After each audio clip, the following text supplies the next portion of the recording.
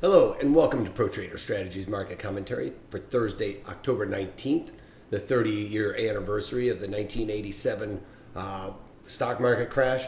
Has added a little bit of volatility in the market, but one thing to keep in mind is please remember that past performance of any trading system or methodology is not necessarily indicative of future results, and please don't take anything I say in these market commentaries as a solicitation to buy or sell any of these securities or strategies.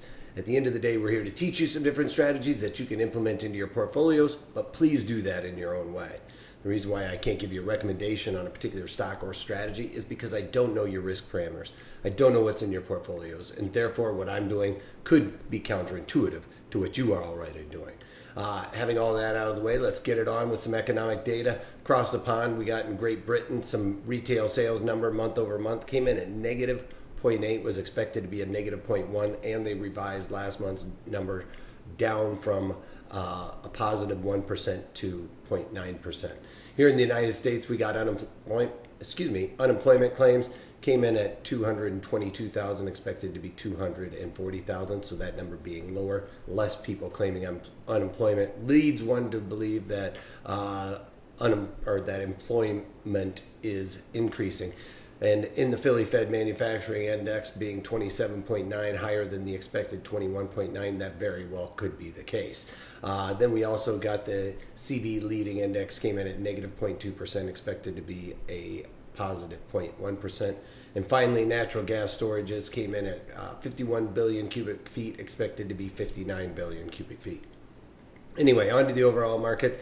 We've got a pretty decent moves in the market today with crude oil down about 66 cents, came down, touched the Fibonacci level, broke just slightly below that, actually touching the 9-day moving average, and has since kind of rebounded back above that 23 Fibonacci level. It does look like a confirmation of a top here. Don't know that it's out of the woods yet. We've had that a couple of times, the same setup previous in this move higher as here, and then the what would look to be a confirmation to the downside, and then the next day rally. So I don't know that we're necessarily out of that, especially if we settle above this fib level. I think we're going to continue to see it kind of bounce between these two volume nodes here and fill in that little low volume area. All right, on to gold futures. Gold futures are higher on the day, basically because we got the NASDAQ was down pretty big earlier today. A lot of people throwing money at gold because there's a bit of anxiety in and around this 30-year anniversary that is a little bit bizarre. But that being said, gold futures are rebounding today based on that, came down, touched that fib level, and rebounded away on some of this fear mongering, if you will. And the bonds, the same situation, up 20 ticks on the day, same thing. Bonds don't really have a whole lot of room to move to the upside with the way the Fed governors have been speaking lately.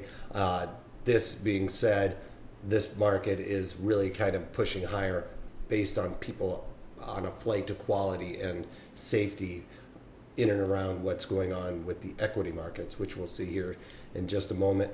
If we look at the Dow Jones Industrial Average, it is off just slightly, albeit higher than, or the equities are higher than when we opened. When we opened, they were pretty beaten up, but the Dow Jones Industrial Average still off by about 37 points on the negative side. This is what I was talking about with the NASDAQ down 47, it being hurt the most across the board with the tech sector really pushing off.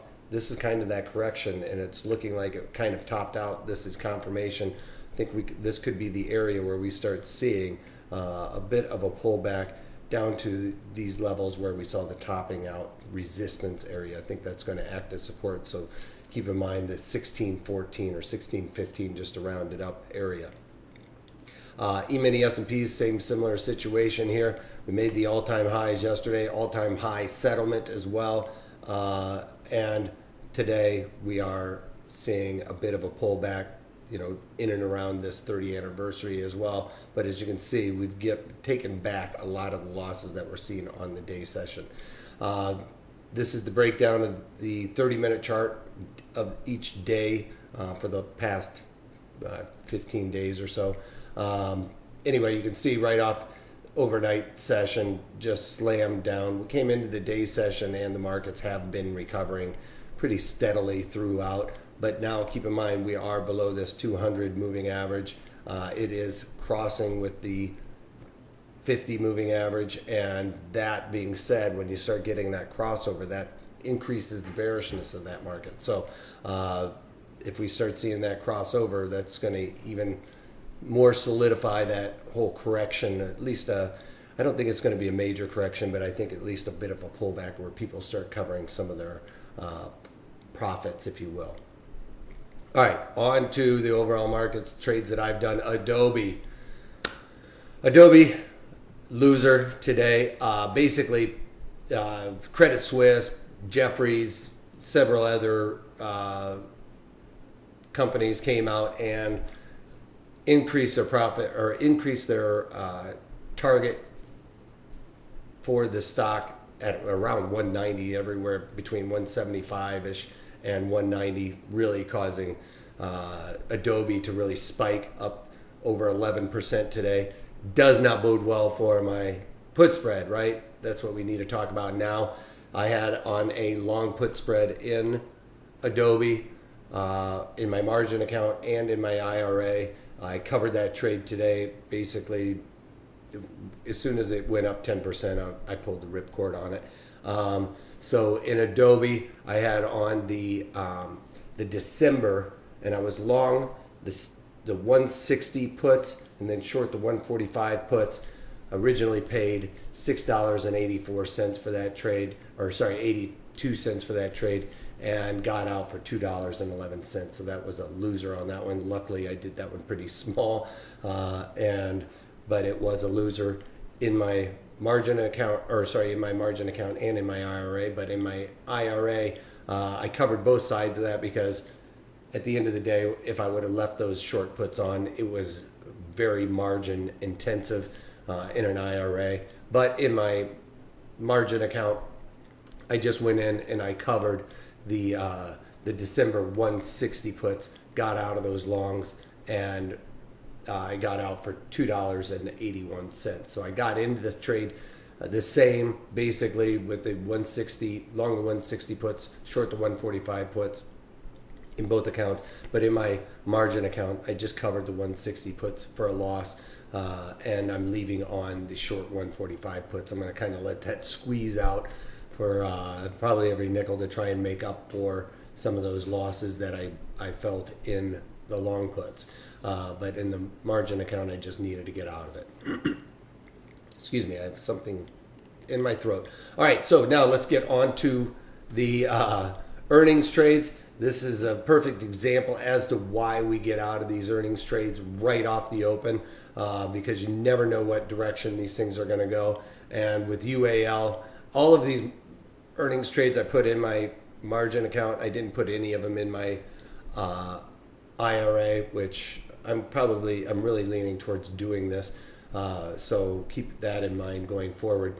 But I did the October that expired today, and right off the open, basically at 9:35 is when I got out of this trade. And I had on the October that expire tomorrow, the monthlies, and I did a strangle in there, sold the 71 calls and the 65 calls in there, and I originally collected a credit of 98 cents, was able to get out for 44 cents, and perfect reason as to why you get out of these trades right off the open. You can see basically, if I did it on a breakdown, it was well inside my strangle. It was pretty close to those 65 puts, but with that theta decay coming out of that trade and the directional assumption being correct, I was able to get out. Had I held on to that trade, you can see it would have probably been a loser at this point. Then AXP, which is American Express. I sold puts in here, and I tweeted all this stuff out. So if you're not following me on Twitter, you need to follow me on Twitter, especially during earnings season. I'm going to tell you which trades I'm going to do in the directional assumption.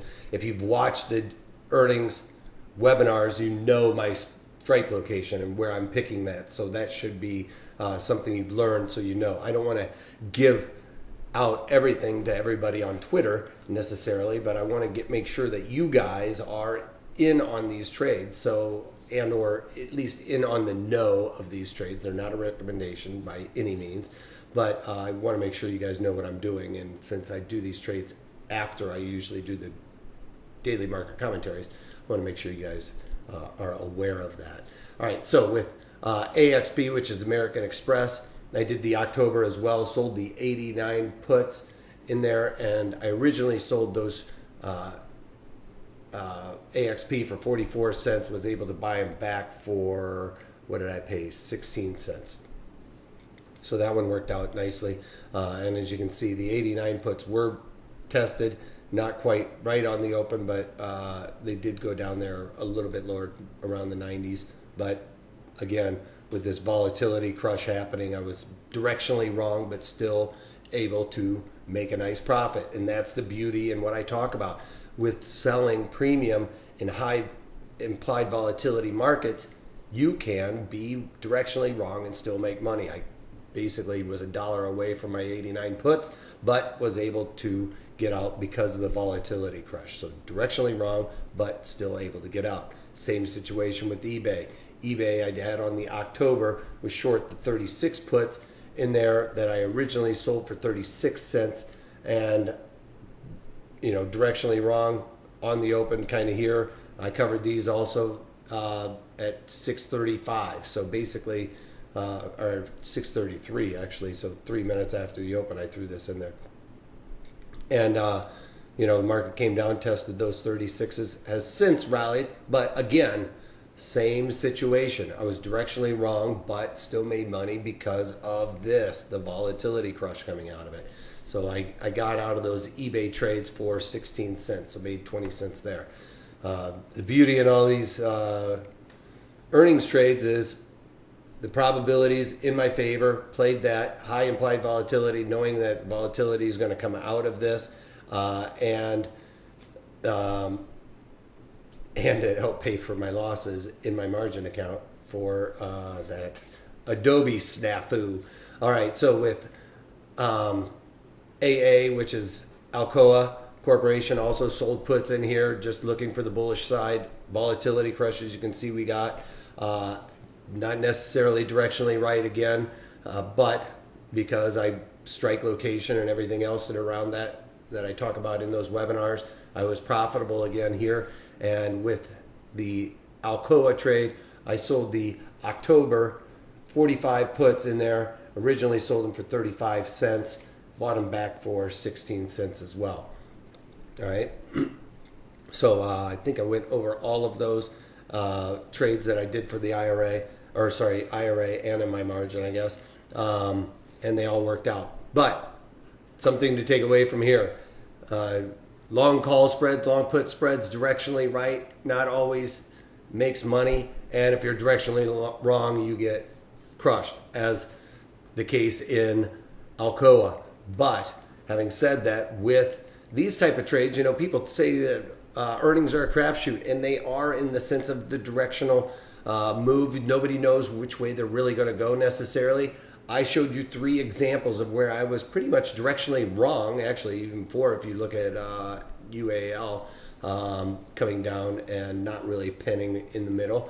But because we got this volatility crush in all of those, that premium sucked out of them. So even though I was directionally wrong, the premium coming out of those so rapidly allowed me to make money. And that's why I preach selling premium is the best way to make money in these, despite the fact that some people say that it's too risky and things of that nature. The fact of the matter is when the probabilities are weighted that much in your favor, you are destined to win over the long run. All right. Excuse me. That's all I got for you guys today. If we end on that note, tomorrow's webinar is going to be on the long call calendar. So for some of these strategies where we're playing volatility increasing, that's when we can take advantage of this type of situation. When you're really low implied volatility and you expect it to go up, especially on a long call calendar, which you have that duration in order to achieve that type of directional assumption, and volatility will increase through that duration at some point in time. The probabilities are in your favor that that will happen for sure. We'll be talking about how to set that up, because we're going to blast through these earnings season, and everything's going to go back to having really low implied volatility, for instance, like Alcoa. So this would be a perfect situation in order to set up a long call calendar if you are directionally bullish in Alcoa. I'll show you how to set all that up, increase your probabilities of success, and that's about all I got for you guys. If you can't take that, take it easy.